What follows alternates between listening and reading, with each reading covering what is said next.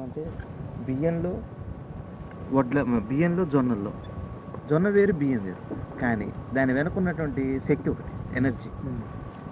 Vitamins మళ్ళీ అది వేరు, ఎనర్జీ ఒకటే. అంటే ఎలక్ట్రాన్స్ ఎక్కువ అవుతున్న కొద్దీ ఎనర్జీలో పవర్ పెరగచ్చు, అదే మనం అనుకునే కార్బోహైడ్రేట్స్ అది వేరు. కానీ మరి ఈ శక్తి ఒకటే, అది అమ్మ అనేది అంతటా అదేరా నాన్న. ఎలక్ట్రాన్స్ ప్రోటాన్స్ విభజిస్తే అన్నీ ఒకటే, పదార్థం ఏర్పడిన తర్వాత కదా వేరు కాదు, కానీ ఎలక్ట్రాన్ ప్రోటానే శక్తి. అదే దాని ఆ స్థాయి విభజిస్తే అన్నీ ఒకటే, అదే శక్తి, అన్నిటి వెనక ఉన్న శక్తి అది. కాబట్టి అదే అంతటా చూడాయన అని అంట. చెట్టులో పుట్టులో వాటర్లో ఉన్నది అదే, మనం వేసే చెట్టు భూమిలో ఉన్నది అదే ఉంది, కాబట్టి ఇది ఎదిగి పైకి వస్తుంది. దీని ఇంకొకటి ఏంటంటే మనం అది ఏంటంటే ఈ ఎలక్ట్రాన్స్ని మన లోపల ఉండేదాన్ని కదిలిచ్చేది సూర్యశక్తి, అందుకే సృష్టి బతుకుతుంది. ఆ ఎలక్ట్రాన్స్ వచ్చి సూర్యకాంతి కిరణం వచ్చి లోహం మీద పడి పతనం అయ్యి ఎట్టయితే పుడుతుందో, సూర్యకిరణం వచ్చి చెట్టుని తాకి అందులో ఎలక్ట్రాన్స్ పుట్టి చెట్టు పెరుగుతుంది, అదే శక్తిగా అవుతుంది. అందుకని ఈ సృష్టి అంతా బతికేది సూర్యుడు వల్ల. అది అంటే కొన్ని కోటాను కోట్ల పవర్స్ కిరణ రూపంలో వస్తున్నాయి, కిరణాన్ని చూడలేం కదా. నాకు అది లైటర్ చూసా భలే అర్థమైందండి. నాకు లైటర్ నెట్ అంటేనో చిప్పుకొని వస్తుంది, ఇట్లాంటి తీగలాగా వస్తుంది. ఆ తీగ ఇప్పుడు అణువా, అట్లా అణు రణ్యాన్ మహితో మహి అంటే అది తీగలా కనపడుతుంది, ఒక మంట తీగ. ఇట్లాంటిను ఒకటే. కాబట్టి ఆ మంటలో ఎంత ఉందో దీంట్లో అంతే పవర్ ఉంది. చూడండి జాగ్రత్త. ఆ ఒక్క స్పార్క్లో అంటే అదే మైక్రోను, దాని మీద వచ్చిందే ఈ CD compact disc micro chip. కాబట్టి అందులో ఏముందో ఇందులో కూడా అదే ఉంది. అంటే అది ఎంతసేపు ఉంటుందన్న వదిలిపెడితే ఉన్నది విషయం ఒకటి. ఈ మనోకిరణం వెళ్ళి బ్రెయిన్ని వీటిని కదుల్పిస్తుందండి, అక్కడే పరివర్తన ఇంకా అవన్నీ జరుగుతుంది. యాక్టివేషన్ ఇదే చేస్తుంది. ఎలక్ట్రాన్స్ కంట్రోలింగ్ రెగ్యులేటింగ్ అంతా మైండ్. అక్కడ ఎలక్ట్రాన్స్ ప్రోటాన్స్, ఎలక్ట్రాన్స్ యొక్క అతి సూక్ష్మ లోపలికి వెళ్ళిన తర్వాత లక్ష్యం ఉంటుందట, అది మెటీరియలైజ్ చేస్తుంది అక్కడికి వెళ్ళి వాటిని భౌతికంగా తీసుకొస్తుంది, భౌతిక వ్యవస్థలోకి తీసుకొస్తుంది. మీరు నవ్వాలి, ఈ నవ్వాలి అనే సెన్స్ కి ఏముంటుంది, దానికి రూపం లేదు, మనసుకు రూపం లేదు, దాన్ని అటు తీసుకొచ్చి నవ్వేట్టుగా అది భౌతికం లేకపోతే చూడలేడు కదా. భౌతికమైనటువంటి ప్రక్రియ, దానికి కావాల్సిన ఏర్పాటు మొత్తం చేస్తుంది సూక్ష్మంగా. సిడి డిస్క్ లా, ఇంకా సిడి కంటే ఇంకా వచ్చే డివిడి, ఇంకా డిజిటల్, మరి ఇంకెంత వరకు వెళ్తుందో. మరి మనసు కదలికల్లో మెదడు యొక్క ఏం లేదు, మనసు కదలికి మెదడుకి సంబంధం లేదు. దాని ఉనికి దాని భౌతికమైనటువంటి దీనికి మెదడు రికార్డ్ చేసుకొని మళ్ళా మనకి వెళ్ళి ఎంఎస్ డ్యామ్ దగ్గర దిగి పోలీస్ స్టేషన్కి వెళ్ళి మనం వచ్చినట్టుగా చెయ్యాలి. దాంట్లో ఒక టాప్లెస్ కార్లో వెళ్ళాను. ఒక పక్క నాకు అమ్మాయి ఆ రోజు వచ్చిన వాళ్ళందరినీ తీసుకెళ్ళి రిజిస్టర్ చేయించి తీసుకొచ్చారు పోలీస్ స్టేషన్. అంటే మనం అక్కడ దిగినట్టు మళ్ళీ వచ్చేటప్పుడు కూడా మేము వెళ్ళిపోతున్నాం అని చెప్పి రావాలి. నాకు మార్చిలో ఒక రోజున సుమారు మార్చి మే అంటే ఇంక వెళ్ళటానికి ఒక 6-7 నెలల ముందు అది నిద్ర కాదు మెలకు కాని స్థితి సడన్గా మొదలైంది. కారులో వెళ్తున్నాను, ఒక అమ్మాయి ఇటు పక్క కూర్చుంది, చెట్లు చక్కగా తార్ రోడ్డు. ఎక్కడికి వెళ్తున్నాను నేను నా కళని నేను చూశాను. కళని అందుకే అంటారు వేదాంతంలో కళని చూడగలిగిన వాడు యోగిస్తాడు. కారు వెళ్తుంది, ఆ అమ్మాయిని చూసా, అంతా చూసా, స్పష్టంగా చూసా. తర్వాత మళ్ళీ ఒక రోజు స్వామి కల్లో నువ్వు రెడీగా ఉండు, టికెట్లు తీసుకొని రెడీగా పెట్టుకుంటున్నా. ఏమిటి ఎక్కడికి వెళ్తాను నేను, ప్రయాణం స్పష్టంగా హాలండి నేను స్పష్టంగా చూశాను. అంటే అది ఎప్పుడు సంభవిస్తుంది అంటే ప్రతి మైండ్కి నిద్ర దాటి కొద్దిగా మెలకు వచ్చే పరిస్థితుల్లో మీ మనసు కనుక ఏకాగ్రత కుదిరి ఏదంటే అది చూడొచ్చు. అది కండిషన్ అక్కడే కనపడుతుంది. హాలండి చూడొచ్చు, ఎంత కుదిరి ఏదైనా చూడొచ్చు. అనుభవం ఎట్లా ఉంటుంది అట్లా టచ్ అయినాయి. పరమహంస యోగానందలో ఉన్న అనుభవాలు చాలా అయినాయి నాకు. ఆయన పుస్తకంలో చాలా రాశారు ఇట్లాంటి. ఆయనకి విజన్స్ అన్ని కనిపించినాయి. అదే అమెరికా ఏదనుకుంటే అట్లా అక్కడికి వెళ్ళగలిగే ఇది ఉండేది. ఏ మహాశక్తి ఆపుతుంది భూమిని ఇట్లా? సముద్ర ఘోష, దాని లోతు, దాని గంభీరం, అలల్ని కదిలించే శక్తి, ఆ నీరుని యువతలు రాకుండా ఆపే శక్తి, ఏమిటి ఫోర్స్ ఇదంతా? మనం ఏదో ఒక మనిషి శక్తి ఆలోచిస్తే ఇదంతా కంట్రోల్ చేస్తే దానికి మైండ్ మనకి మైండ్ ఎట్లుందో ఆ యూనివర్స్ అంతా నడిపే శక్తి కూడా మైండ్ ఉంది. దాన్ని ప్రార్థన చేయటమే భగవంతుని ప్రార్థన. Tuning to the vibration. దానికి ఇప్పుడు ఒకటి ఈ ఈ లెవెల్లో ఇది మైండ్ అనుకోండి.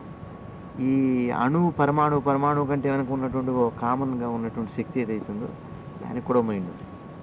ఆ మైండ్నే మనం ప్రార్థన చేయటం, దాన్ని అడగటమే ధ్యానం.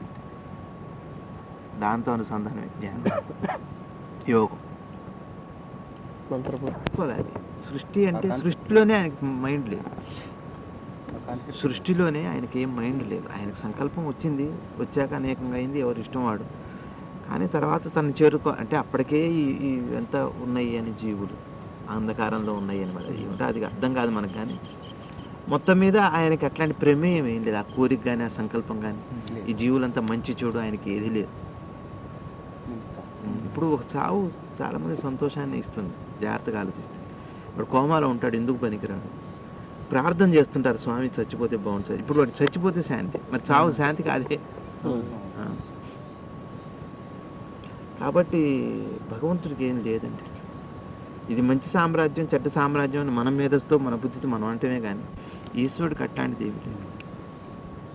కానీ మన బుద్ధితో అడగవచ్చు, మీరు ఎంత మంచిగా ఉండండి, చక్కగా శాంతిగా ఉండొచ్చు అని మనం కోరుకోవచ్చు ఒక మానవుడిగా. మీకెందుకు, మీరు ఒక మిల్లీమీటర్లో 1000 వంతు వెనక్కి వెళ్ళతగలిగితే 1,00,000 వంతులో మీకు కూడా ఉన్నది కదా అట ప్రపంచం. ఏమిటి బాధ ఏమిటంటారు మీరు, ఎవరికి బాధ అంటారు? అది మనలోనే ఉంది. మళ్ళీ భగవంతుడు అంటే ఇంకెవరు? అనంతమైన శక్తి, దానికి ఏం మైండ్ లేదు. మైండ్ లేదు అంటే మైండ్ అంటే ఏమిటంటే మనలాగా ప్రతిదానికి కదిలే మైండ్ చైతన్యం కదిలి మీ మైండ్తో కదిలించుకోవచ్చు దాన్ని.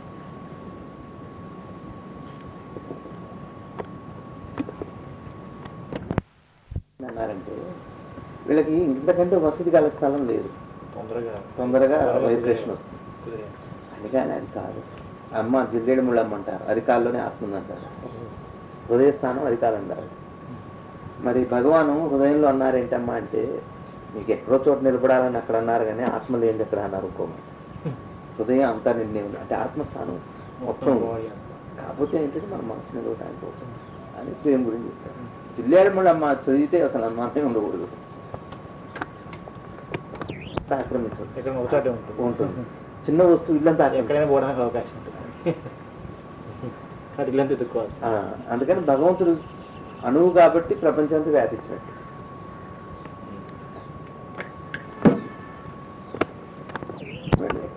ఎక్కడికి వెళ్తుంది? శరీరాన్ని మర్చిపోయింది.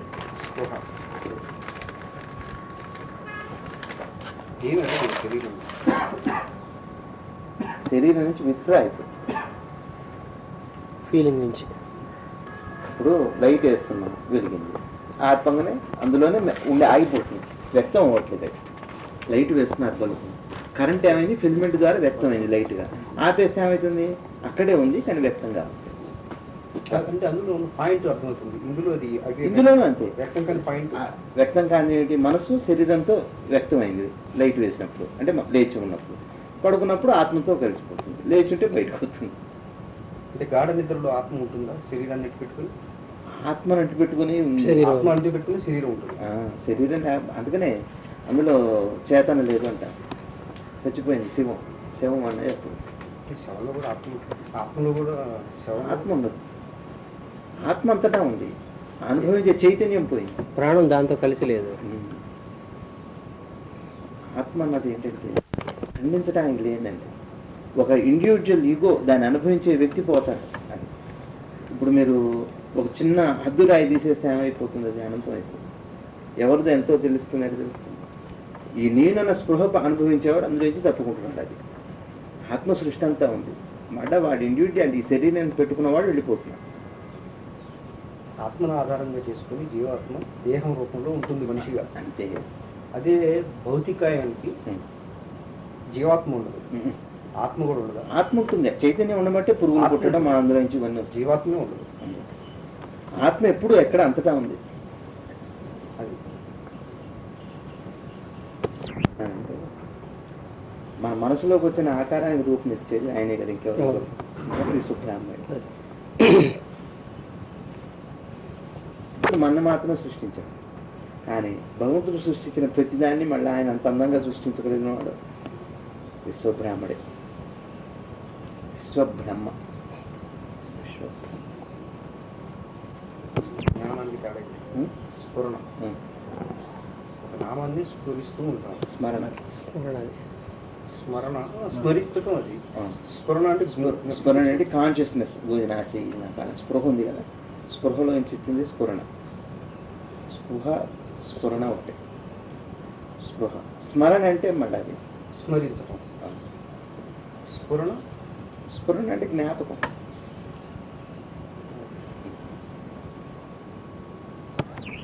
అంటే నాకు ఆ స్ఫురణ లేదంట అంటే ఆ జ్ఞాపకం లేదు. స్మరణ. స్మరణ అంటే అనుకోవటం. ఒకటే అనుకోవటం.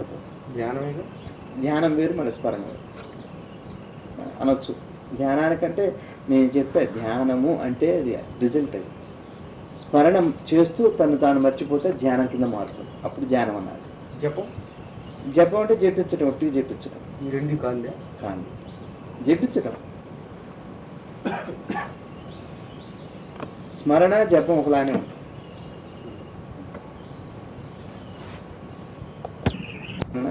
జపమన్నా ఒకటి. నామాన్ని స్మరించు అని అంటారు. ఎవరి నామం జపిస్తున్నావయ్యా అంట. రెండు ఒకటి.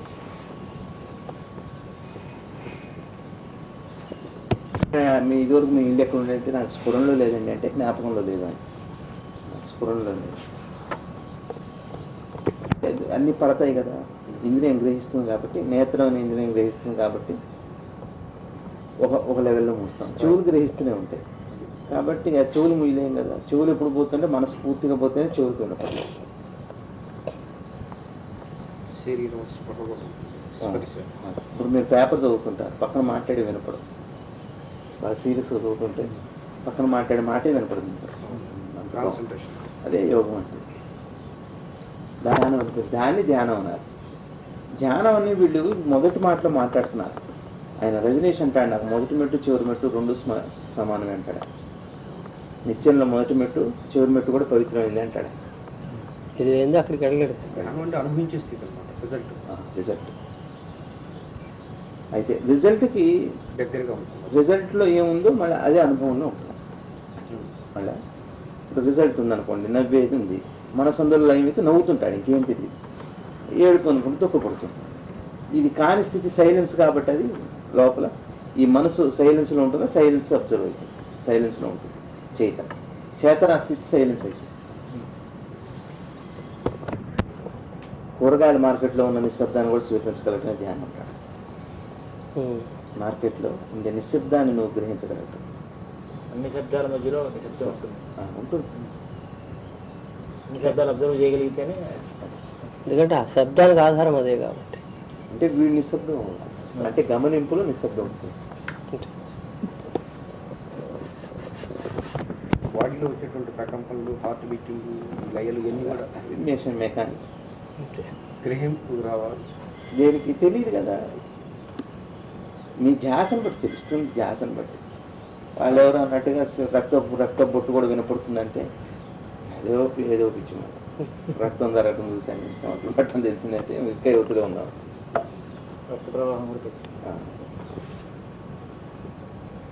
ఫీల్ అవుతారు. అదే అంటే అదొక స్థాయి, తప్పు కాదు. కానీ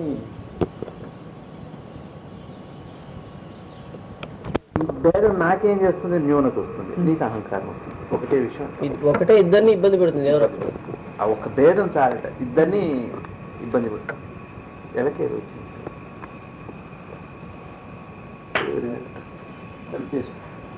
పని చేస్తుంది.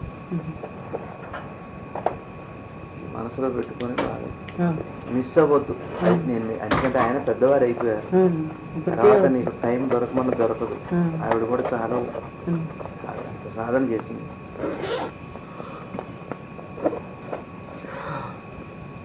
బాగా వింటుండు సత్సంగాలకు వెళ్తూ. పూజారి వచ్చి లైన్ నిలబడ్డాడు అనుకోండి, భక్తుడు అవుతాడు. గడప దాడితే పూజారి అవుతాడు. అంతేగా తేడా. మనలో నిలబడితే మనం ఏమనుకుంటున్నాం, ఎవరు భక్తులు వచ్చారేమనుకుంటాం కదా. అతనే ఆత్మదర్శనానికి లౌకిక జీవనానికి కొంచెమే తేడా. ఎంత అర్థానికి అపార్థానికి ఎంత గ్యాప్ ఉందో అంత తేడా ఉంటుంది లోపల.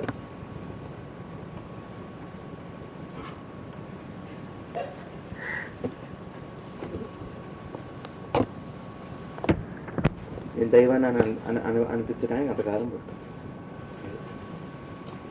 చిన్నప్పుడే మనకు ఉండదు, కానీ నేను అబ్బాయినో అమ్మాయినో ఉండదు. అందుకని అంతగా నిరంతరం అనుకుంటుంటే ఆ భావన చివరికి భగవంతుడిగా మారుతాడు. మారేది ఏం లేదు, కొత్తగా లోపల అభ్యాసం, ఈ శరీరంతో ఏర్పడే బంధం కదండి.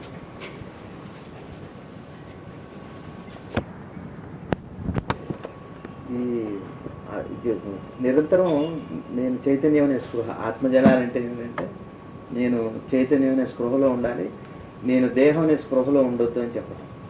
మరి ఏమంటారంటే ఎవరో శవాన్ని పోయి తాకి వచ్చి భగవాన్ అడుగుతారు, స్నానం చేయాలా అంటే, బతికున్న శవాలు కదా మనం అంతా అంటారు. అంటే శరీర స్పృహ ఉన్నవాడంతో శవంతో సమానం.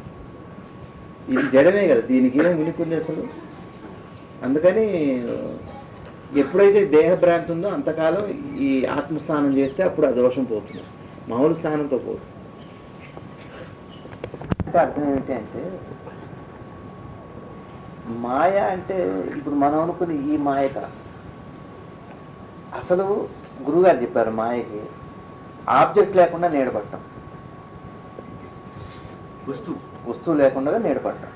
అంటే దీంట్లో ఏమిటి, ఉదాహరణకి మనం శరీరమే కాదు, కానీ శరీరం అనుకుంటాం, ఇదే మాయ. తర్వాత రెండోది మాయ అంటే ఇంకో బాగా చెప్పాలి అంటే, మనకు అది అసత్యం అని తెలిసి, ఇది ఏమి లేదని తెలిసి కానీ దాన్ని అనుభవించే ప్రయత్నం, ఇదే మాయ. వ్యామోహం కూడా కాదండి, అది తెలియదు ఆ సమయంలో, అదే మాయ. తర్వాత ఈ లోపల ఉన్న వస్తువుకేమో కోరిక లేదు, దాన్ని ఆశ్రయించుకొని దాంట్లో పుట్టిన దానికేమో కోరిక, ఇదే మాయ అంటే. అసలు వస్తువుకి ఏమి లేదు, దీనికేమో గుణాలన్నీ ఆపాదించబడుతుంది. మాయ అంటే మార్పు అంటే ఒకటే. మాయ అంటే మార్పు అంటే ఏంటంటే, ఉన్న వస్తువు, ఇప్పుడు నేను చెప్పేది అదే, ఉన్న వస్తువుకి యువతలు రావడం. అది ఇప్పుడు ఉదాహరణ చూడండి, మనం ఒక కూలింగ్ గ్లాసెస్ పెట్టుకుంటాం, కూలింగ్ గ్లాసెస్ పెట్టుకొని హాయిగా ఉంది కళ్ళకని అంటాం, ఇదే మాయ అంటే. ఫీలింగ్ అనమాట, ఫీలింగ్. ఈ మార్పుని మనం అట్లా అనుకుంటుంటాం. ఇంకొకటి తర్వాత రెండోది, ఇది నాకు చాలా హాయిగా ఉంటుంది అంటాం. ఈ హాయి లేదు, ఈ హాయిని అనిపించటమే మాయ. చేతన కూడా లేదు అసలు. చేతన అంటే మళ్ళీ అది వేరు, మళ్ళీ మనసు ఫీలింగే మాయ. మార్పు అంటే మాయగా ఉంటుంది మనకి. దీనికి ఆలోచన, దీనికి భగవాన్ ఒక కథ చెప్పారు. ఏబిసి అనేవాళ్ళు, ఒక ఏబి అనేవాళ్ళు మిలిటరీకి వెళ్ళారు, మిలిటరీలో చేరారు. ఏ తల్లి బి తల్లి ఇద్దరు ఉన్నారు.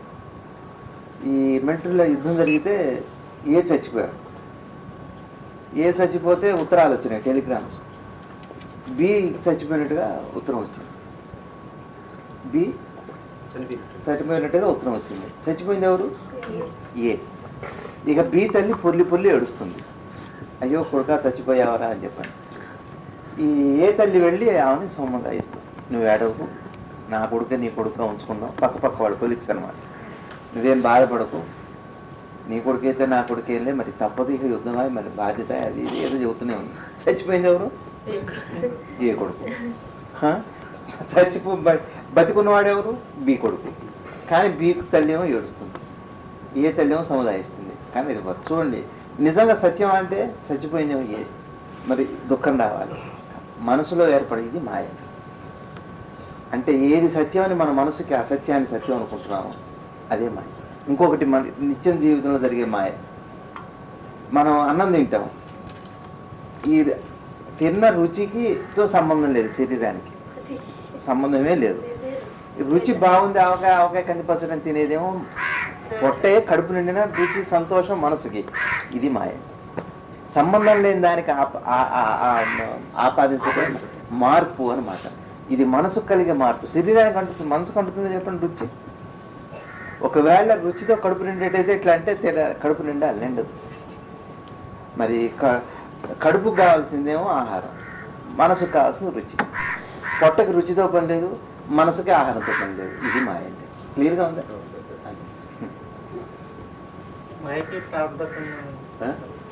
మాయకి మాయ ఆ. మాయ కూడా ప్రారంభ కర్మ చేత ప్రారంభ కర్మే లేదు, మన అజ్ఞానమే.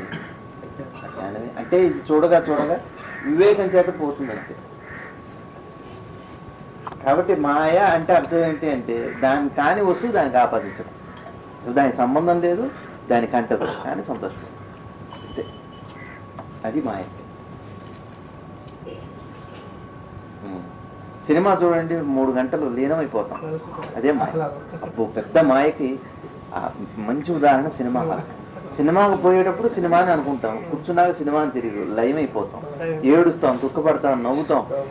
వచ్చి వారం రోజులు 10 రోజుల పాటు అదే యాక్టర్ని ఏమైందో పాపం శ్రీదేవి మరి ఏమైతుందో ఏమిటో అది నిజమైనట్టు, శ్రీదేవి మరి ఏమైతుందంటావు అని అంటాడు. ఎంతో బాధపడతాడు, దిగులు పడతాడు. నవలు చదివి అన్నం మానేసిన వాళ్ళు చాలా మంది ఉన్నారు. ఇదే మాయ. చూడటం విశ్రాంతి. ఇప్పుడు ఒకటి ఏంటంటే శరీరం అంటే ఉరికి ఇట్లా కూర్చున్నాం రాసి, దీని శరీరానికి అలసట తీరింది. మరి మనసుకి ఎట్లా అలసట తీరుతుంది? అది పనిచేయడం అయితే కానీ అలసట. అందుకని నిద్ర కూడుకునేది మనసే.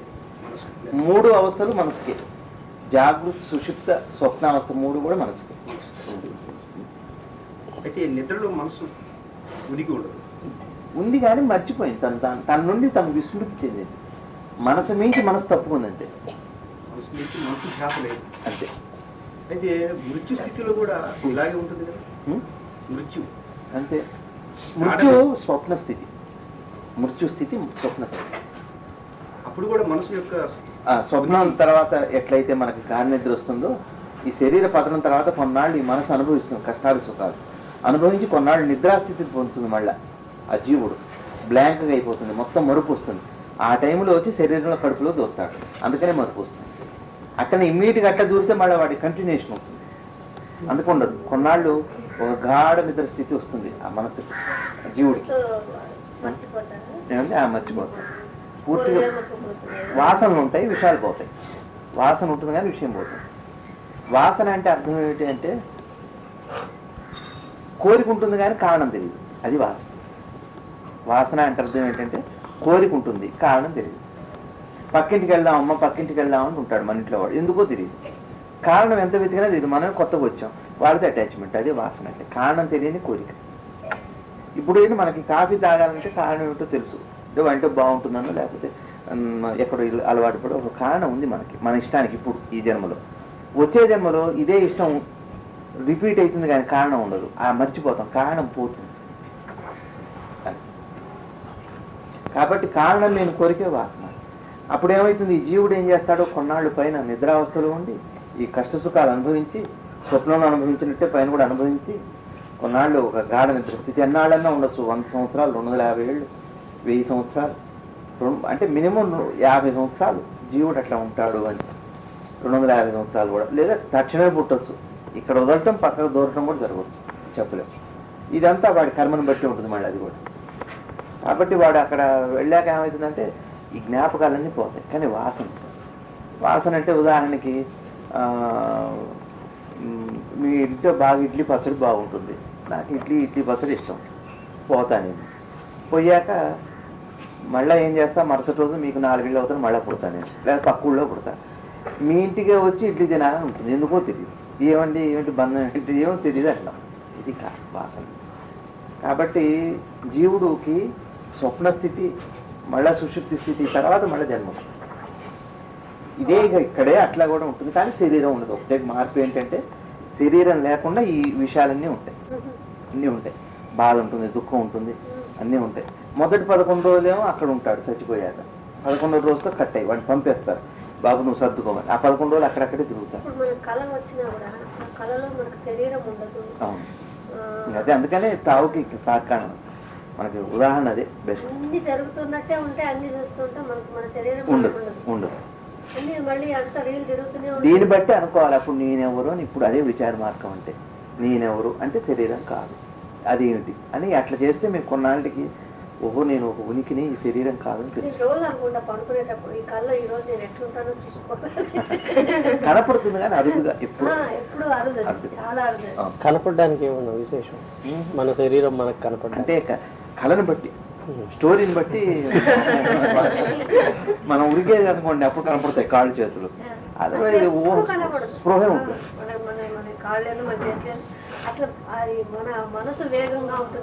అదే అట్లా ఉంటుంది కళలోనే ఒక చోట ఇన్సిడెంట్ జరుగుతుంటుంది, ఇంకో ఇన్సిడెంట్ ఇంకెక్కడో జరుగుతున్నట్టు అక్కడ మన ప్రెజెన్స్ ఉంటుంది. అదే అంటున్నా, స్పృహ స్పీడ్ అది మనసు ఆవరించి ఉంటుంది. ఆ మిరకిల్స్ అన్ని జరిగేవి మీరు గనక అక్కడ మెలకు ఉంటే ఎన్నో మెరుగు ఎన్ని ప్రయాణాలు ఒక క్షణంలో మీరు మొత్తం భూగోళం చుట్టూ కావచ్చు. అక్కడ గనక స్పృహ ఏర్పడితే ఆ మనసుకి, అక్కడ గనక ఎరుక ఏర్పడితే మీరు ఎరుక, అప్పుడు మీకు ఎరుక లేదుగా, నేను ఇదే ఎరుక లేదుగా, దానికి ఒక సాక్ష్యంగా తయారవ్వాలి, ఎరుక తయారవ్వాలి. ఆ ఎరుక వచ్చిందంటే ఇక అసలు మీరు ఏ అద్భుతాలు చేయొచ్చు. ఎవరి కల్లోకి వెళ్ళి కనపడి నాలుగు మాట చెప్పి రమ్మంటే చెప్పి రావచ్చు. చాలా ఈజీ అసలు అక్కడ. అబ్బో అంతకే చిత్తం స్పీడ్ ఇంకా స్పీడ్, ఇంకా అది మన స్పీడే. ఇంకా చిత్తం స్పీడ్ అయితే అమెరికా ఎమ్మటే కాదు, అమెరికాని స్పృహ వచ్చేటప్పుడు అప్పుకుంటారు. గురుగారిని అడిగారు మీకు స్పీడ్ ఎట్లా ఉంటుందని ఒకసారి రమణన్ గారు అడిగితే, మేము కాశీ వెళ్ళి వచ్చాము స్వామి, మేము గంగలో దిగామని చెప్పేటప్పుడు నాది 3 టిప్స్ అయిపోతాయని చెప్పారు. మీ అనుభవం నాకు అనుభవంగా మారి మీకు చెప్పేలోపు అయిపోతుందని నాకు గురుగారు. ఇట్లా యాక్సిడెంట్ అయింది అనేటప్పటికే నాది అక్కడ ఆ యాక్సిడెంట్ ప్లేస్ లో నాది ఉంటుంది అని చెప్పి అన్నారు. కాన్షియస్నెస్ చిత్తం స్పీడ్ కోట్ల గట్ల స్పీడ్ సృష్టిలో లేదు అసలు, అక్కడ ఉంటుంది అంతే.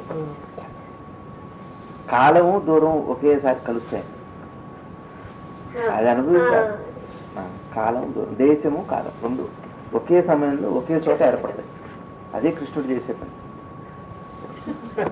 నలుగురు కనపడచ్చు, 5 కనపడచ్చు, అది ఏమని చేయొచ్చు. ఇంకా ఇవాళ దత్త జయంతి ఉండు నాన్న. ఇప్పుడు మీలో కోట్ల మంది శ్రీనివాస్ గారు ఉన్నారు. కెపాసిటీ ఉందిలో మనసు ఎంత చిన్నదంటే ఎంత సూక్ష్మం అంటే మనమే. ఈ సృష్టి అంతా ఉంది, అది కల్పన. ఆ కాన్షియస్నెస్ ఉంది, ఇక్కడ కూడా ఉన్నది, ఆ ఖాళీనే ఇక్కడ ఉంది. కానీ ఈ నీళ్ళు అన్న స్పృహతో చిన్న మిణుకుంటూ అంటే మనిషికి ఒక నైజం ఏంటంటే ఎప్పుడు ఏదైతే అనుభవిస్తున్నాడో అది శాశ్వతంగా ఉండాలని ఒక కోరిక మనసు. తర్వాత ఈ అసలు మృత్యు అంటే భయం లేదు ఎవరికి, చచ్చిపోవటం గురించి భయం లేదు. పోగొట్టుకుంటున్నాను ఉంటాయి, నా పిల్లలు ఏమవుతారు, వాళ్ళు ఏమవుతారు, వాళ్ళు భయపడి నేను పోతే వాళ్ళు అన్యాయం అయిపోతారు కదా, వాళ్ళని ఎవరిని చూస్తారు. అది ఎందుకు అట్లా అనిపించిందంటే అనేక ఇన్సిడెంట్స్ చూస్తున్నాడుగా, పిల్లల్ని తల్లిదండ్రులకి లేకుండా పిల్లలు ఉంటారు, అనాథలుగా ఉన్న పిల్లల్ని చూస్తాడు. ఇట్లా రకరకాల ఇన్సిడెంట్ చూసి నా పిల్లల పరిస్థితి కూడా ఇంతే అనుకోవటం చేయడం భయం, కానీ చావు గురించి భయం కాదు, అంతే. అదే భయం. నేనుంటే ఏదో రక్షిస్తా అనుకుంటాడు, ఏమిటది ఆలోచన. అస్సలు భయం దేనికి భయపడాలి ఒకటి. రెండోది ఏంటంటే నిద్రపోయి మళ్ళీ లేస్తాను ధైర్యం ఉంటుంది. ఇక్కడ లేస్తాడు మళ్ళీ ఎదురు చూస్తున్నాగా, పోయినోడు పోయినట్టే శరీరం, అందుకే అది ఇంకో భయం. అందుకే భయం అంటే దేనికైనా ఒకటే మాట, ఈ శరీరంతో సంబంధం. ఆలోచన పెడతానికి మళ్ళీ ఇన్స్ట్రుమెంట్ శరీరం, మళ్ళీ ఇంకో జన్మ. ఆలోచన లేదు, ఏమీ లేదనుకోండి, ఇంకా మళ్ళీ జన్మ రాదు, అయిపోతుంది జన్మ. ఎప్పుడైతే మీకు బ్లాంక్ అవుతుందో, మైండ్ జీరో అవుతుందో, ఇంకా మీ ప్రయాణం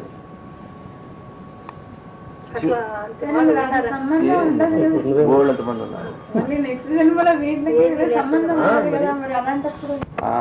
చాలా మంది అంటారు కదా, కోమాలోకి వెళ్ళాడు, వెళ్ళి వచ్చాక మళ్ళీ జన్మెత్తాడు అంటున్నారు. ఎందుకంటున్నారు అంటే మనతో సంబంధం ఏర్పడితే జన్మే. జన్మ అంటే పుట్టడం పోవడం కాదు, మనిషికి ఏర్పడే సంబంధమే జన్మ. కోమలో ఉన్నాడు, అన్నీ మర్చిపోయాడు, వాడికి అప్పుడెప్పుడే మాటలు వచ్చి తల్లిని పిల్లని పెళ్ళని గుర్తుపడుతున్నాడు. అబ్బా మళ్ళీ జన్మెత్తాడంటాడు. జన్మ ఎత్తటేంటి, వాడు బతికే ఉన్నాడు కదా, అంటే వీడితో సంబంధం ఏర్పడటం. అంటే ఈ ఆలోచన శరీరంతో సంబంధమే జన్మ. లేదా వాడు చచ్చిన వాడితో సమానం. చూడండి, కోమాలో ఉన్నవాడు చచ్చిన వాడితో ఊపిరి తీసుకున్నాడు అంటారు. వాడు పోవాలని మొక్కుంటారు, తిరుపతి పైకి వస్తా నడిచి వస్తా వాడికి పోయేట్టు అంతే. ఒకటే అండి సంబంధం, ఒకటి అర్థమైతే మీకు సృష్టి అంతా అర్థమవుతుంది. ఈ సృష్టి నెట్టేది సంబంధం, ఇంకేం లేదు. జిల్లేని మొండి అమ్మంటారు, అవసరమే సృష్టి అంటారు, అవసరం. పోయిన తర్వాత పాత వాళ్ళు ఎవరైతే ఉన్నారో వాళ్ళవన్నీ గుర్తుంటాయి కదా. ఉండదమ్మా. అంటే గుర్తు అంటే ఐ మీన్ వాళ్ళని చూడటం వాళ్ళ గురించి 11 రోజులు 4 రోజులు 2 నెలలు. ఇప్పుడు అది ఎంత ఉంటుంది కదా 11 days అయిపోయిన తర్వాత ఏమి మొన్న కట్ అయిపోతుంది. అప్పుడు వెళ్ళిపోతాడు, కొత్త గుర్తుపట్టాడు. బర్త్డే వాళ్ళు ఎదురుపడ్డా గుర్తుపట్టాడు. 11 days మాత్రం ఉంటుంది. అక్కడక్కడే తిరుగుతాడు. వాళ్ళు వచ్చారా లేరా, ఇదే వీళ్ళు రాలేదే కూర్చుంటారు. అక్కడే వాళ్ళు ఏవో 10 జన్మలో వెళ్తుంటాడు. వెళ్లే ముందు అయ్యో నేను పందికి వెళ్తున్నానా అని మళ్ళా వచ్చే ముందు తెలుస్తుంది. ఈ మధ్యలో మళ్ళీ బ్లాంక్. నారదుడే చెప్పాడు, ఆ పందిగా పుడితే నాకు ఇదే బాగుంది, ఏ జన్మకు ఆ జన్మ సంతోషం. ఒకవేళ తెలిసింది అనుకోండి మళ్ళీ తప్పు చేస్తాడు. అందుకే చాలా మంది అంటారు తప్పు భగవంతుడు ఎప్పటికప్పుడు శిక్ష ఎందుకు వేయడని. వేస్తే ఏమవుతుందంటే వాడు ఇంకెవరు తప్పు చేసేవాడు ఎవరున్నారు? సపోజ్ అబద్ధం ఆడితే నారికి ఊరు పడిపోతుంది అన్నారు. ఎవరైనా ఆడతారు అబద్ధం? ఇంకా పాపం జరుగుతుంది. అది భగవంతుడు ఏం చేస్తాడు చూద్దాం నువ్వు ఎంత గొప్పవాడు. నేను ఈ తప్పు ఇస్తానో ఏదో భయం లేకుండా నువ్వు ధర్మంగా ఉంది, అది గ్రేట్. ఏదో అవుతుందని జటికృష్ణమూర్తి గారు చెబుతాను, మీరు ఏదో అవుతుందని కదా చేయకుండా ఉన్నారు, ఎందుకు ఆ నాటకం అంటారు. ఏదో అవుతుందని కాకపోతే అన్ని చేస్తారు కదా ఏదో పనులు, అట్లా చేయటం కాదు, పర్ఫెక్ట్ గా ఉన్నాయి అంటాడు. అవును మనిషికి వాటికి అందుకే టక టక టక టక వచ్చేస్తాయి మనిషి దాకా. మనిషి దగ్గర నుంచే పతనం అనేది ఉంటే మనిషి దగ్గర మిగిలిన జన్మలన్నీ టక టక టక టక మనిషి దాకా వచ్చేస్తాయి. ఇప్పుడు ఈ మట్టి ఉందనుకోండి, మధ్యలో ఉంటే కష్టం. అటైనా ఇటైనా పర్లేదు, కానీ మధ్యలో ఉంటే చాలా కష్టం. ఇప్పుడు ఉదాహరణకి అన్నం తినేనే ఉండొచ్చు, తినకుండా ఉండొచ్చు, సమంగా తిని ఉండదు. ఇంత ముద్ద చింతకాయ ముద్ద ఉండగలం, సరిపోతుంది, కానీ ఉండగలం. 2 ముద్దలు ఇంకో పులుగు తింటే కానీ ఉండదు. ఇది మధ్య మార్గం అంటే అదే కష్టం, అదే నిత్యోభాష అని పేరు. ఏది వద్దనకూడదు, ఏది కావాలనకూడదు, ఇది జీవితం. అద్భుతంగా చెబుతారు బుద్ధుడు మార్గం అంటే అది. ప్రేమ లేదు, ద్వేషం లేదు, మధ్యగా ఉండాలి.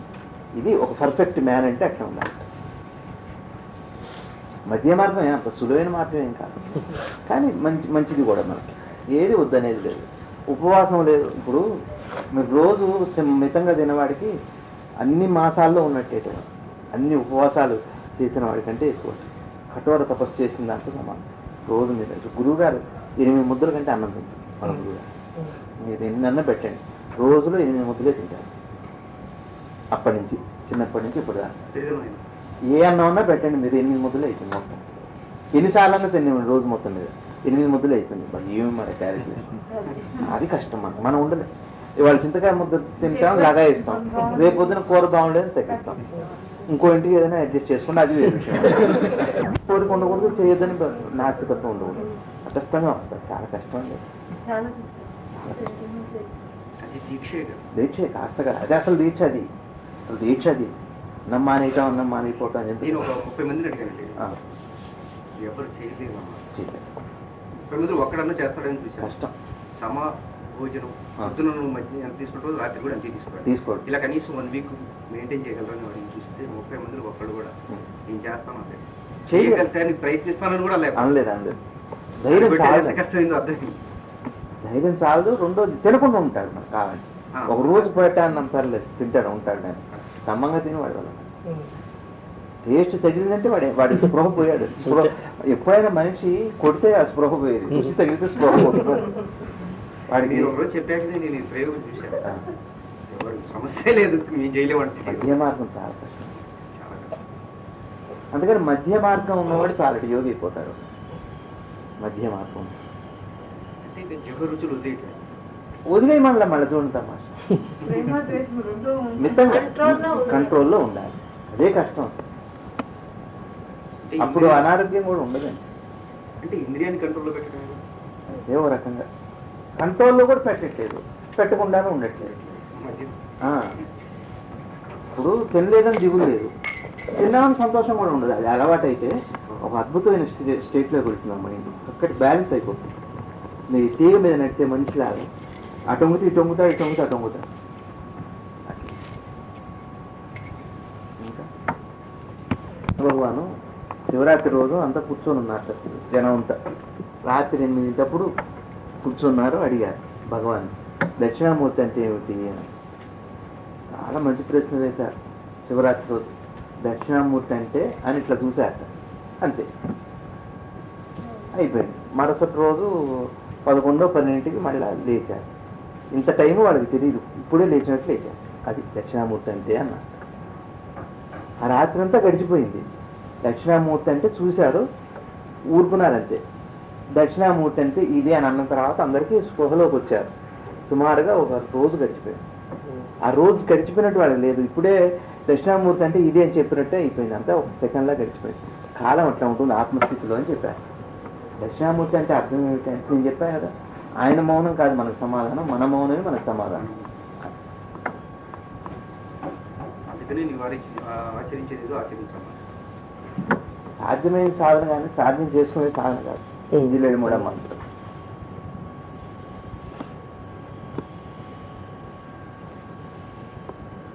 ఇప్పుడు కాలంలో కూడా రాముడు శివుని ఆరాధించారు. ఎందుకంటే రాముడికి ఈ మధ్య మనం పెట్టుకున్నాం కానీ గౌరవం చేత రాముని కృష్ణుడిని ఆరాధన లేదు అసలు. వాళ్ళు ఎవరు ఆరాధించారో అదే మనకు ఆదర్శం.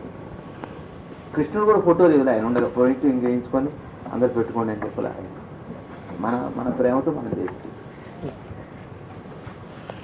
కాబట్టి నారద మహర్షి ఈ సప్త ఋషుల్లోనూ లేదా ఇంకా ఎక్కువ మందిలోనూ ఆయన మహర్షి, ఆయన సందేశం అది అట్లా అంతా అయిపోయింది. కాబట్టి వారిని మనం ఆరాధించాల్సిన అవసరం లేదు, సంధానకర్తలు. బ్రహ్మచారి అన్నిటినీ అదే అవ్వ ఖర్చు అనమాట. ఇప్పుడు గమ్ ఉంది, గమ్ అంటే అతుక్కోకుండా ఉండదు అంతే, ఒకటే లేకపోతే అతకదు. ఇది అంతే. బంధం అంటే ఏంటి, తప్పు కాదు, కానీ దాంతో మనం ఎంత కలుస్తామో అంత ప్రమాదం ఉంది.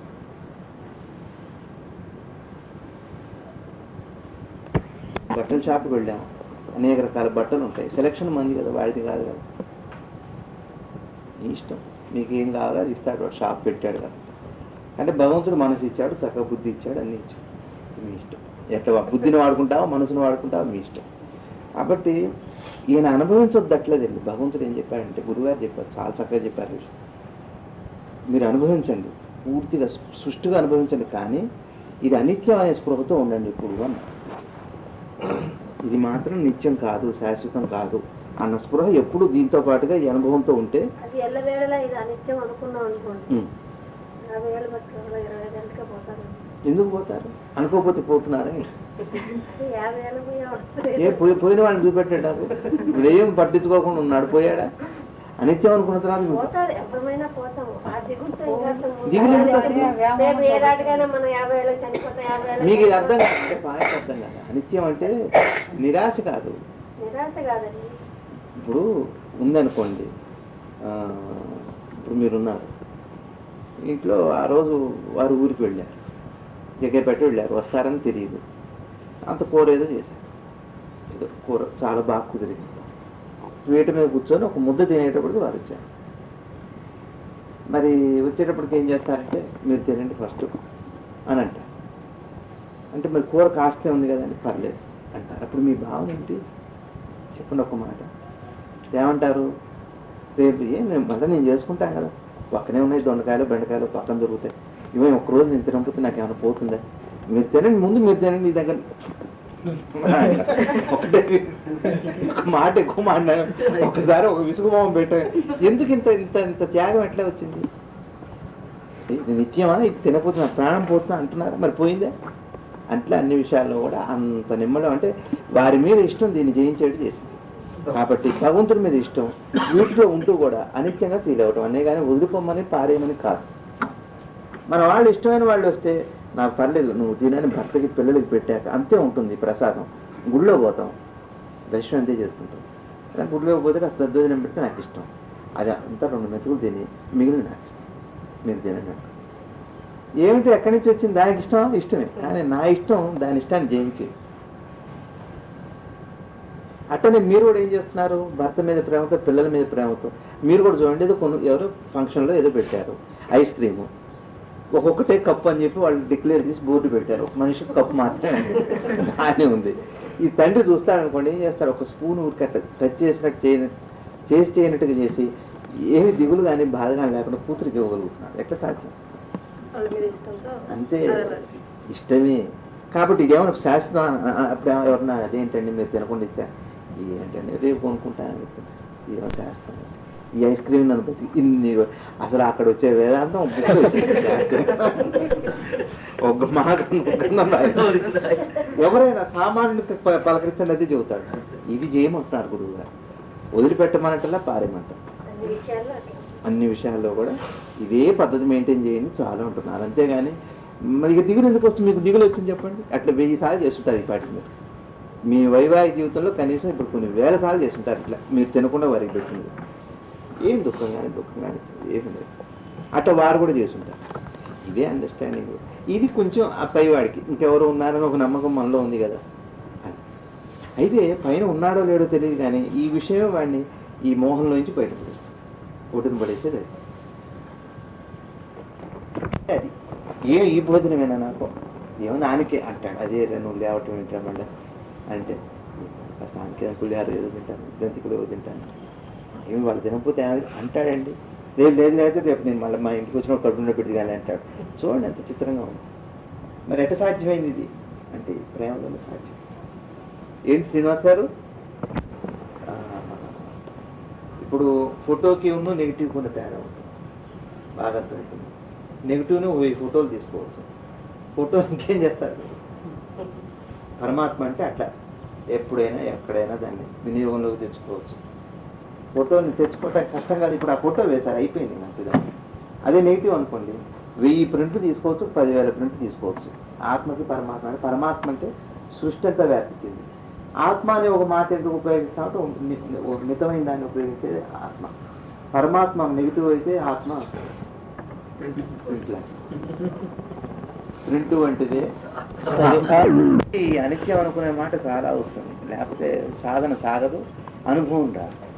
అనుభవం రావాలంటే ఈ భావన మనకి రెండు రైలు పట్టాలు లాంటివి. ఈ పట్టా పక్కన ఉండాలి, అనిత్యం అనే పట్టా పక్కన ఉంటే కానీ అట్లా ముందుకు వెళ్ళిపోతుంది. లేకపోతే ముక్తి రాదు. ముక్తి అనే మాటకి మళ్ళీ ఎన్ని జన్మలో కావాలి.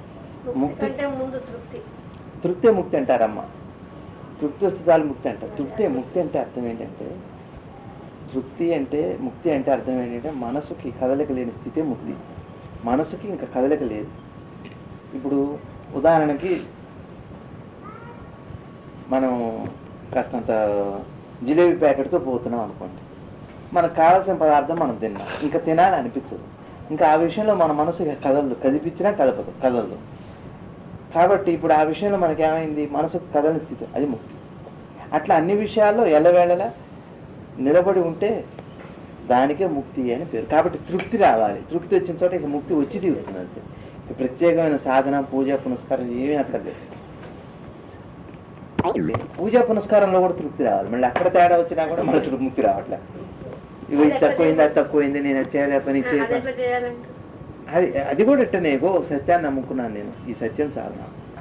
కాబట్టి మనకి నేను పొద్దున ఎక్కడ అన్నాను,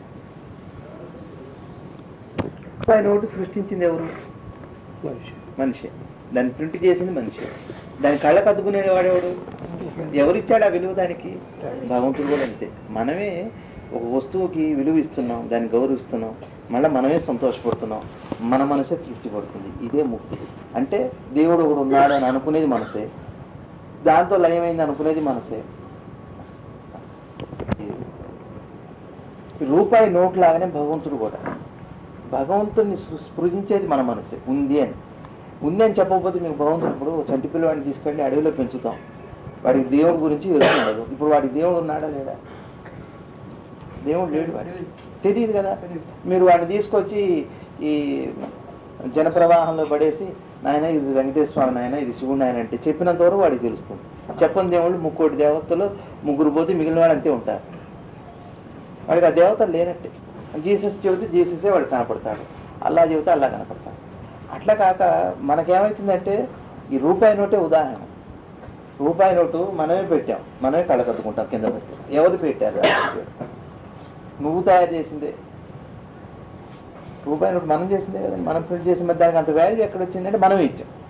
కాబట్టి భగవంతుడు అనేవాడు ఉన్నాడు అన్న స్పృహ భగవంతుని కలపటానికి ఆ మనసు ఇష్టం కలుపుతుంది. కలిపి అది దాన్ని పోగొట్టుకుంటుంది. అదే ముక్తి. కాబట్టి ముక్తి అనే వస్తువు విడిగా లేదు, ఎవరు ఇచ్చేది కూడా కాదు, నీకు నువ్వు సంపాదించుకునేదే అంటున్నారు పెద్దలు. ఎట్లా అంటే ఇట ఇందా నేను చెప్పాను కదా, భార్య భర్తల ఈ ముక్తికి కూడా ఇదే మాట. భర్తకి ఇష్టమైన భార్య త్యాగం చేస్తుంది, తృప్తి పడి ముక్తి పోతుంది. ఆ విషయం ఎంత ఇష్టమైంది చూడండి. భర్తకి బాగా ఇష్టం అని చెప్పని పనసకూర, ఎంతో ఇంత పనసకూర పుట్టుకూర ఇష్టం అనుకోండి, ఎవరో తెచ్చారు వైజాగ్ నుంచి, భర్తకి చాలా ఇష్టం, హాస్పిటల్లో ఉన్నాడు, అన్నీ తినొచ్చు అని చెప్పారు. అంత కూర భర్తకే సరిపోతుంది. ఈమెకు కూడా చాలా ఇష్టం పనసపొట్టు కూర, పనసపొట్టు కూరలోనూ పుట్టి పెరిగింది, అంత ఇష్టం. కానీ ఆ భర్త కోసం ఈ పనసపొట్టు కూర చాలా తేలిగ్గా, మీరు తినండి ఫస్ట్ అంటే, కొంచెం నువ్వు ఉంచుకోవే అంటే కాదు కాదు మీరు తినండి, నేను రేపు తింటా కదా. మరి ఎట్లా వచ్చింది ఆ ముక్తి అంటే? తను సంపాదించుకునేది ముక్తి, తృప్తి తను సంపాదించుకుంటే ముక్తి కూడా వస్తుంది. అదే చెబుతున్నారు, భగవంతుని పొందడానికి ఆర్తే క్వాలిఫికేషన్ ఇంకేం లేదు, తప్పన ఆర్తి ఉండాలి. ఆర్తి ఉంటే చాలు, ఆర్తి ఉంటే అన్నీ పోతుంది. ఆకలే ఉండదు చూడండి. భర్తకు అనారోగ్యం చేస్తే భార్యకి ఆకలి ఉంటుంది, భార్యకి ఆకలి ఉండదు. పర్లేదు అక్కడ ఉన్నారు కదా, నేను ఎట్లా లేడు కదా అని చెప్పి 4 కూరలు చేసుకుని అయితే భార్య అయితే తింది. ఎట్లాగో లేడు అన్ని ఇష్టమైనవన్నీ చేసుకుని తిందాం, ఆయన వచ్చేలోపు హాస్పిటల్ నుంచి వచ్చేలోపు అనుకోనైతే అనుకో చూసారన్నది. ఎట్ట సాధ్యమైంది ఈ సాధన అంతా అంటే ఇష్టం వల్లనే అంటారు ఒకటే మాట. ఇంకొకటి, నేను నా భర్త కోసం నేను అన్నమే మానేస్తానని మొక్కుంటుంది. వాడెవరో మొక్కుంటాట, నాకు ఉద్యోగం వస్తే నేను భార్య గుండు కొట్టిస్తా అంటాడు, వాడి అది వేరు మాట, ఆ స్వార్థం వేరే. వారు 24 మంది గురువులు నాకన్నా. 24 మంది గురువులు అంటే సృష్టి అంతా మీరు గురువుని చూడొచ్చు, ఎక్కడైనా చూడొచ్చు. గురువు అనేదానికి నాకు గురువు అంటే నాకు గురువే చెప్పింది గురువు కాదు. గురువు అంటే లోపల అంతర్ముఖంగా మనకి లోపల నుంచి వచ్చేదే గురువు అని అర్థం. బయట గురువు కాదు, దేహమాత్రంగా ఉండే గురువు మీకు ఒక పావల వంతు సహాయం చేస్తాడు, 3/4 వంతు లోపల నుంచే సహాయం చేస్తాడు గురువు, నిజమైన గురువు. పొద్దున చెప్పాను నేను, ఇప్పుడు ఈ అమెరికా దేశంలో క్యాన్సర్ కనుక్కోవడానికి కుక్క తొందరగా కనుక్కుంటుందట. పుండు రాగానే ఒక ఆవిడకి తొడ మీద కురుపు వచ్చిందట, కుక్క అరవటం మొదలుపెట్టిందట కురుపు చూసి. తర్వాత వీళ్ళు బయాప్సీ తీసి అంతా టెస్ట్ చేసి దీనికి క్యాన్సర్ అని చెప్పారు. కుక్క క్యాన్సర్ ఈజీ గ్రాస్ప్ చేస్తుందట. తర్వాత ఇంగ్లాండ్లో కూరగాయలు ఎన్నాళ్ళు ఉంటాయి ఏమిటి టెస్ట్ చేయడానికి తేనెటీగలను ఉపయోగిస్తున్నారు. తేనెటీగ వాలితేనేమో అది తొందరగా చాలా కాలం దానికి ఉంటుంది, అది తేనెటీగ వాలకపోతే అది 2 రోజులు కుళ్ళిపోతాయని తేనెటీగలను ఉపయోగిస్తున్నారు. ఇదంతా గురువే. వీడు సైన్స్లో అది కోసి బయాప్సీకి పంపి 2 నెలల తర్వాత అయితే క్యాన్సర్ అని చెబుతాడు. అది కూడా కరెక్ట్గా గ్యారెంటీ లేదు, మనకి కరెక్ట్గా చెబుతానికి లేదు. మన ఈ సృష్టి అంతా ఏ జ్ఞానం అయితే ఉందో ఆ జ్ఞానం అంతటా ఉంది, అన్నిటిలో ఉంది, అన్ని జీవరాశుల్లో ఉంది. కాబట్టి ఆ జ్ఞానమే గురువు అని, ఆయనే దత్తాత్రేయుడు. అందుకని ద్రామ్ బీజాక్షరం, ద్రామ్ ఆయనకి బీజం. సృష్టి అంతా వ్యాపించున్నారు ఆ తత్వం, అది గురువు అంటే. గురువు అంటే మరి అట్లా చూడాలి కానీ గురువుని దత్తాత్రేయుడు 3 తలకాయలు ఉన్నాయి అట్లా కాదు ఇది.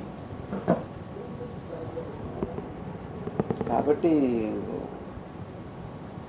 దీనికి కావాలంటే ఈ అనిత్యం అనే భావన మనకి ప్రతి క్షణం ఇది నిత్యం కాదు. కీర్తి, డబ్బు ఏది నిత్యం కాదు, ఏది నిత్యం కాదు అంటే వద్దనే కాదు దాని అర్థం. వస్తే వచ్చింది, లేకపోతే లేదు. మధ్య మార్గం అనమాట. మనకి మధ్య మార్గం బెస్ట్. మనలాంటి వాళ్ళకి, సామాన్యులకి అనుకూలమైన మార్గం అంతే. ఈ విషయంలో ఇంకా మళ్ళీ సెకండ్ థాట్ ఉంటుంది. లోపల సెకండ్ థాట్ వద్దన్నారు కానీ బయట దండం పెడితే తప్పు అయితే ఇంకా గురువు ఎందుకు అవుతాడు? అట్లా తప్పు. ఇప్పుడు గణపతి సత్యనారాయణ స్వామి వస్తారు, విశ్వజీ గారు వస్తారు, జీఎల్ స్వామి వస్తారు, వెళ్ళొచ్చు, తప్పులేదు. కానీ ఎందుకు వెళుతున్నా అనేది ఒక ప్రశ్న, ఫస్ట్ ప్రశ్న మనం వేసుకోవాలి. నేను ఎందుకు వెళుతున్నా ఆయన దగ్గరికి? అమ్మ ఏమైనా ముక్తి వస్తుందో, తొందరగా దేవుడు ప్రత్యక్షం అవుతాడని వెళితే వెళ్ళొద్దు. లేదు ఏదైనా మంచి మాట విన్నామని వెళితే వెళ్ళొచ్చు, తప్పులేదు. కానీ సెకండ్ థాట్తో వెళ్ళారంటే 2 మిస్ అయిపోతారు మీరు. అది దొరకదు, ఇది దొరకదు. అనుమానాలు, డీవియేషన్ వస్తుంది, మీ కాల వృధా అయిపోతుంది, చివరికి మీరు గమ్యం చేరరు. ఒక దాంట్లో 25-30 సంవత్సరాలు ఆ చెప్పిన మాటను పట్టుకున్నా చాలు, ఒక్క మాట చాలట. అసలు ఇంకోటి ఏంటంటే, కొండంత పంచదారని ఎంత అనుభవిస్తే సరిపోతుంది? అట్లా అంటే చాలు, తీపేరా బాబు కొండంత అని తెలుస్తుంది, ఇంకా దాన్ని అనుభవించాలి. అంతేగాని ప్రతిసారి ఆ కొండ అటు నుంచి ఎట్లా ఉంటుందో చూద్దాం, ఇటు నుంచి ఎట్లా ఉంటుందో అంటే జన్మంతో సరిపోతుంది. నాకు పుండు పడుతుంది, పుండే పడుతుంది. పరమావధి ఒక స్థితికి కొండెక్కిన వాడి దగ్గరికి వెళ్ళటం మంచిది, కానీ మధ్యలో ఉన్నవాడు మిమ్మల్ని వాడి ప్రయాణంతో వాడి అనుమానాలు మీకు చెబుతాడు, వాడితో పాటు మిమ్మల్ని మార్చుకుంటూ వెళ్తాడు. చచ్చారే వీళ్ళు కదా. నేను రేపు ఇప్పుడు గైడ్ చూసి లెక్కలు చెప్పేవాడు ఏం చేస్తాడు, రేపు అనుమానం వీడు అడిగినప్పుడు నేను రేపు చెబుతారు, గట్టి ఎడితే కోపం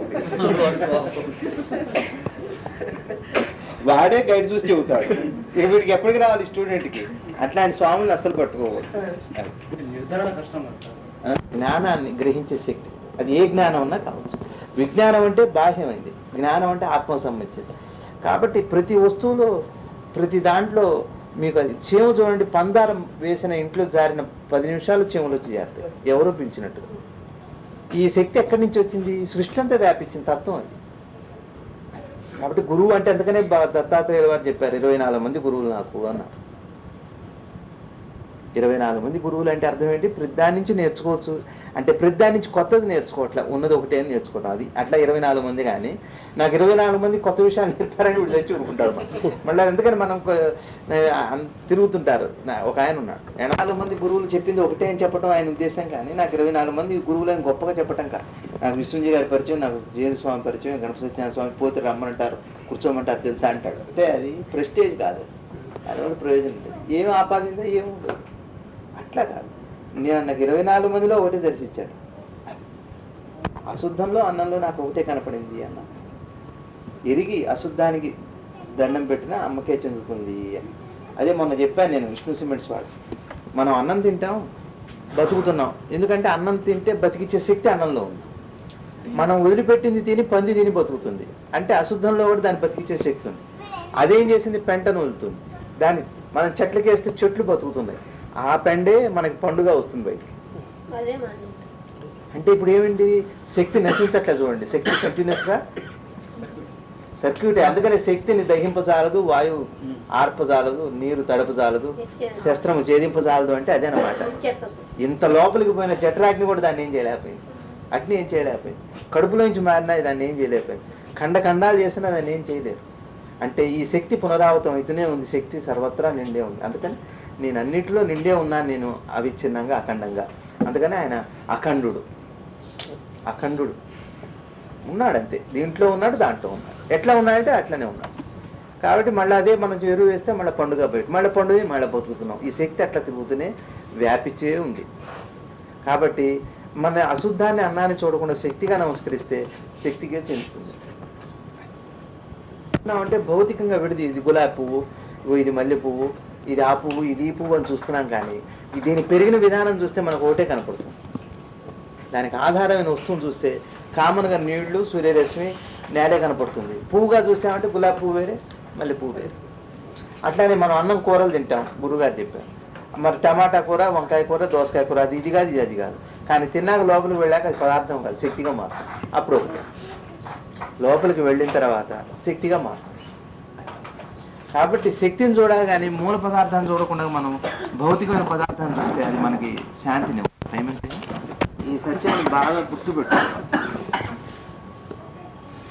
ఏం పూజ చేయకపోయినా పర్లేదు, ఏం పెద్ద మునిగిపోయింది, పూజ చేస్తే కొత్తగా వచ్చేది ఏం లేదు. కానీ ఈ విచారణ మార్గమే మనకి, మన లాంటి వాళ్ళకి రమణ మార్గం చాలా ఉత్తమమైన మార్గం.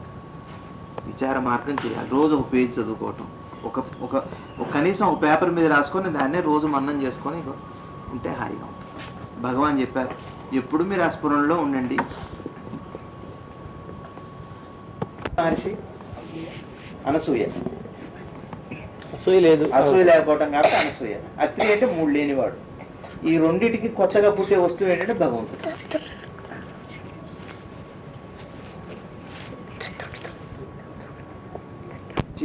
ఇక్కడ పగోడి తింటున్నాడు, దగ్గర పైన తెప్పించుకున్నాడు.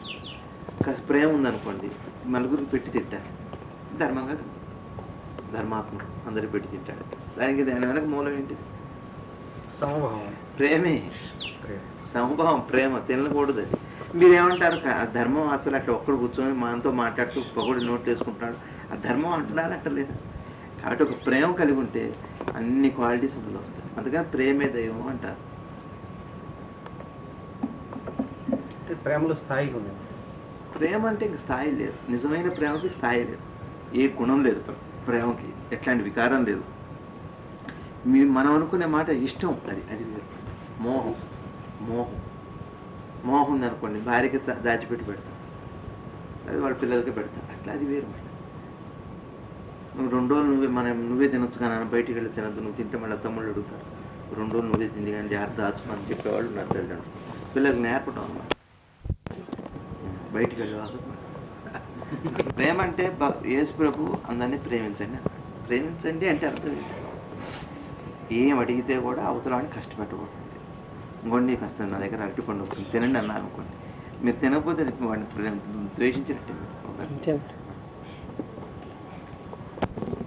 మీరు చెట్టు నీళ్లు పోస్తున్నారు, పువ్వు కూడా తెల్లారేసరికి చల్లగా దాంట్లో ఓ చుక్క కనపడదు, ఎట్లా పోయినాయి ఇదంతా అంటే వేళ్లలో నుంచి వెళ్ళింది. ఆ చైతన్యం వేళ్లలోనే ఉంది. ఈ చైతన్యంలోనే మనసు అనే ఒక వికారం, అది అంతే, భిన్నంగా లేదు. మళ్ళీ అదొక పార్ట్గా అరలరలుగా లేవు, అదొక అందులోనే దాని ఇంకో కొత్త యాక్షన్ అనమాట. కరెంటే వెళ్ళి బొమ్మగా మాటగా అన్నిటిగా ఎట్లయితే విభజించబడిందో ఇది కూడా ఈ లోపల ఆత్మ సర్వత్రా ఉండి ఈ చిన్న వికారం చేత విడిపోయింది. ఆ వికారానికి నేను బాగా గమనించాను, అసలు అక్కడ ఏమీ లేదు, అసలు అక్కడ ఏమి పెద్ద రికార్డింగ్ లాగా కూడా ఉండదు. స్పృహ జ్ఞాపకం వస్తుంది, అక్షరాలు ఉండవు, అక్కడ మాట ఉండదు, ఏముండదు, ఓ జ్ఞాపకం అంతే. జ్ఞాపకానికి రూపమే ఉంది, ఏముండదు, అట్లా ప్రశాంతంగా ఉంటుంది. అబ్బా చాలా మైకురొచ్చు. నాకు నన్ను అనిపించింది, ఒక సీడీలో ఇవాళ MP3 ప్లేయర్ అనండి, లేకపోతే 2000 సినిమాల వరకు పెట్టుకోవచ్చు అంటున్నాను. అట్లా పెరిగిపోతుంది కెపాసిటీ ఒక డిస్క్లో, కంపాక్ట్ డిస్క్లో. మరి ఈ డిస్క్లో ఏమవుతుందంటే అనేక సినిమాలు ఉన్నాయి. ఇప్పుడు సినిమా ఏ సినిమాకి ఆ సినిమాగా, మాయబజార్ వేరే, సంపూర్ణ రామాయణం వేరే, ఇట్లా సినిమాలు అనేక ఉన్నాయి, 1000 సినిమాలు ఉన్నాయి. ఈ 1000 సినిమాలన్నీ ఏం చేశాడు, ఇదివరకేమో విడివిడిగా ఉన్నాయి, ఇప్పుడు ఏం చేస్తున్నాడు, ఒక వ్యవస్థలో తీస్తున్నాడు. అట్లానే ఈ డిస్కులో, ఈ అణు వ్యవస్థలో ఎన్ని రికార్డులు ఉన్నాయి, ఒకేసారి యాక్టివేట్ అవుతున్నాయి. అయితే మనం ఏం కనపడుతున్నామంటే ఇట్లా విడివిడిగా కనపడుతున్నాం, కానీ యాక్చువల్గా అట్లా లేవండి, ఒకేగా ఉన్నాం, మనకి భేదం లేదు, అసలు కలిసే ఉన్నాం. ఇప్పుడు మీకు నాకు ఇంత దూరం ఉంది కదా, లేదు, అసలు లేదు, ఇద్దరు కలిసే ఉన్నాం. మనమంతా ఇప్పుడు ఇంతమంది విడివిడిగా ఉన్నాం, మీరు అక్కడ ఉన్నారు, భద్రం అక్కడ ఉన్నాడు, ఓ స్తంభం అట్లా ఉంది, చెట్టు అక్కడ ఉంది, అట్లా లేదు, మనమంతా కలిసే ఉన్నాం.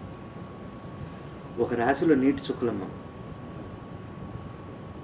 ఇప్పుడు మనమంతా కూడా ఒక రాశిలో నీటి చుక్క.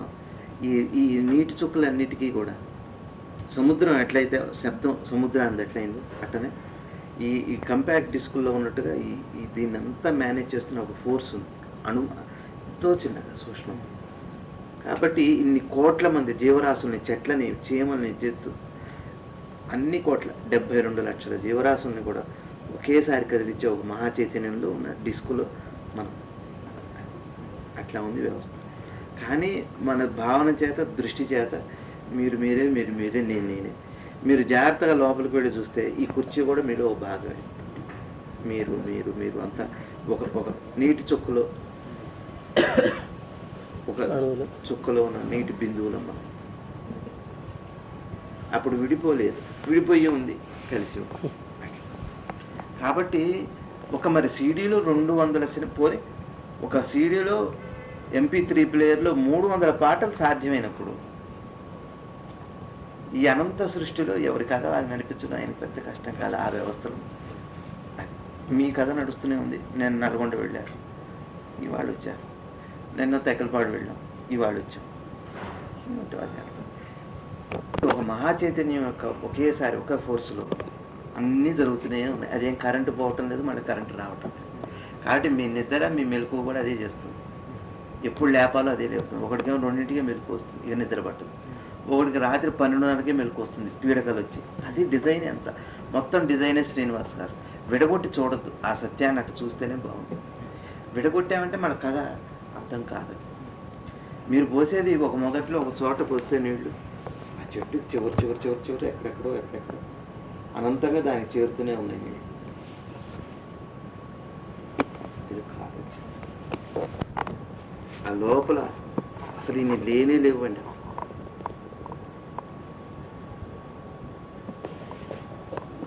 ఒకే చైతన్యాన్ని ఆశ్రయించుకొని పనిచేస్తున్నాడు.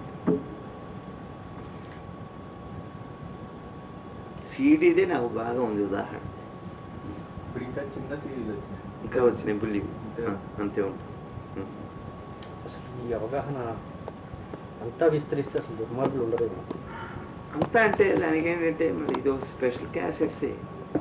ఎవరు సీడీ వాళ్ళకున్నట్టుగా మళ్ళీ అంత కలిసి ఉన్నా మరి ఏ పాటకి ఆ పాట, ఏ మ్యూజిక్ ఆ మ్యూజికే, ఏ డైరెక్టర్ ఆ డైరెక్టర్, ఒక పరిభాషలో ఒక రకంగా ఒక భావంలో ఒకటే. కానీ సిద్ధి అన్నమాట ఏంటంటే సిద్ధించింది అంటే కోరిక సిద్ధించింది అంటే తీరింది అంటే లబ్ధి అంటే మళ్ళీ అనుభవంలోకి రావటం. లబ్ధి పొందాడట, సిద్ధి పొందారన్న లబ్ధి పొందారన్న. అయితే ఈ సిద్ధి అన్నది చాలా విశేషంగా వాడే మాట. లబ్ధి అన్నది ఏంటంటే లాభం అన్నమాట. ఒకటే వాడికి దాంట్లో ఏమన్నా లబ్ధి పొందాడా అని అంటాం, ప్రయోజనం అని అర్థం. ఇది కూడా అంతే ఒక రకంగా, కానీ విశేషంగా వాడతారు. చచ్చిపోయినప్పుడు కూడా సిద్ధి పొందాడంట. సిద్ధి దేంట్లో సిద్ధి పొందాడు?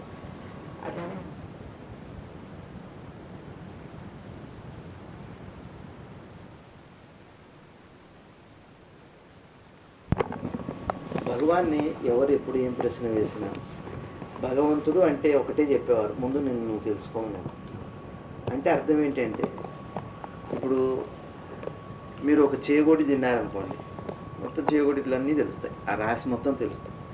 అట్లానే ఒక పెద్ద పంచదార కొండ ఉంది, ఒక చిన్న అణువు తీసుకుంటే మొత్తం పంచదార కొండ అంతా రుచి అంతా తెలుస్తుంది. అట్లానే భగవంతుడు ఈ సృష్టి అంతా ఒకే చైతన్యంతో నిండున్నాడు ఆయన భగవంతుడు. అంటే మనిషితో కలిపి మీరు ఏదన్నా తీసుకుని, ఇప్పుడు చెట్టు ఉన్నారు, మీరు ఎట్లా ఫీల్ అవుతారు? చెట్టుని మీరు చెట్టుని ఫీల్ అవ్వలేరు కదా.